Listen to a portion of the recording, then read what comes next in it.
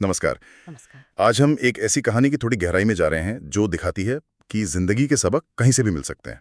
मतलब सड़क किनारे से भी। हाँ बिल्कुल, अक्सर सबसे बड़ी सीख वही मिलती है जहाँ हम उम्मीद भी नहीं करते। सही कहा। हमारे पास जो जानकारी है वो रवि नाम के एक व्यक्ति के बारे में है। उत्तर प्रदेश के छोटे से गांव से दिल्ली आए थे। हाँ, और उनका सफर, जैसा कि पता चलता है, सचमुच सड़क से ही शुरू हुआ। बहुत सारी मुश्किलें। तो आज हम उसी सफर को समझने की कोशिश करेंगे कि इतनी मुश्किलों से क्या सीखा जा सकता है, कैसे कोई मजबूत बनता है। तो कहाँ से शुरू करें? दिल्ली पहुंचे वो और फिर? हाँ, तो कहानी की जो शुरुआत है ना, वो ही बहुत सोचने पर मजबूर करती है। दिल्ली पहुंचे और जेब में थे सिर्फ 800 रुपए। सिर्फ 800? हाँ, सिर्फ 800। और पहले 3 दिन बताया गया है कि फुटपाथ पर ही गुजारे।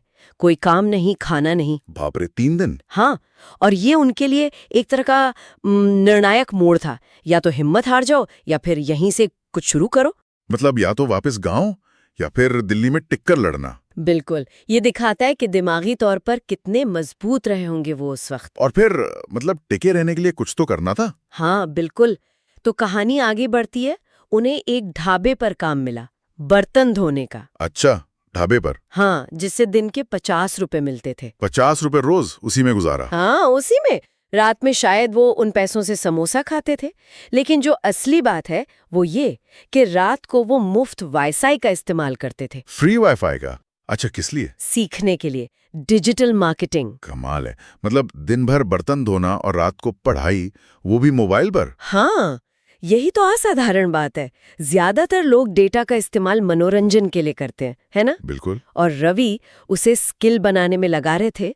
कहानी में उनकी एक सोच बताई गई है कि कोई चमत्कार नहीं होगा, मेहनत ही मेरी गारंटी है। वाह, ये सोच ही मतलब आधी जंग जिता देती है। बिल्कुल। और उनकी ये मेहनत रंग भी लाई। ऐसा नहीं कि बस सोचते रहे। हाँ, क्या हुआ फिर? लगभग 3 महीने ये सब चला।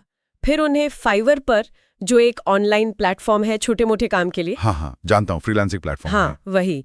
तो उस पर उन्हें 300 रुपए का पहला काम मिला।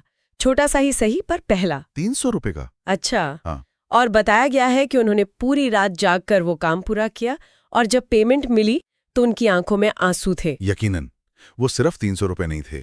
बिल्कुल नहीं। वो उनकी महीनों की मेहनत, वो ढाबे के बर्तन, वो रात की पढ़ाई, उन सब का एक तरह से पहला फल था। एक सबूत कि हाँ, ये रास्ता काम कर रहा है। एग्जैक्टली, एक पुष्टि थी कि मेहनत सही दिशा में जा रही है। मेरे ख्याल से ये बहुत बड़ा मनोवैज्ञानिक बूस्ट रहा होगा उनके लिए। सही बात है।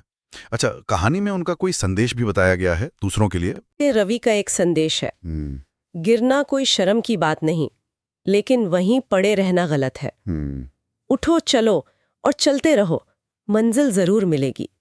ये उनके अपने अनुभव से निकले शब्द लगते हैं। बिल्कुल, उनकी अपनी कहानी यही तो कहती है। तो इस सबसे हम क्या लेकर जा सकते हैं? मतलब क्या निचोड़ है?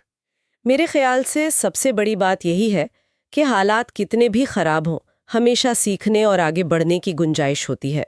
रवि की कहानी, जो सचमुच सड़क से शुरू हुई, वो दिखाती है कि लगन हो और मुश्किल में भी अवसर देखने की नजर हो तो रास्ता निकल ही आता है। हाँ, और ये एक सवाल भी खड़ा करता है ना? क्या सवाल? कि हम कितनी बार अपनी रोज की जिंदगी में अपने आसपास की मामूली या मुश्किल लगने वाली परिस्थितियों में सीखने के मौकों को नजरअंदाज कर देते हैं। सोचने वाली बात है। जैसे रवि ने सड़क की मुश्किलों में अपना अवसर ढूंढा, डिजिटल मार्केटिंग सीखी, वैसे ही हमारे जीवन की कौन सी सड़कें हैं, कौन सी मुश्किलें हैं जिनमें शायद कोई अनजाना सबक या अवसर छिपा हो। सही कहा।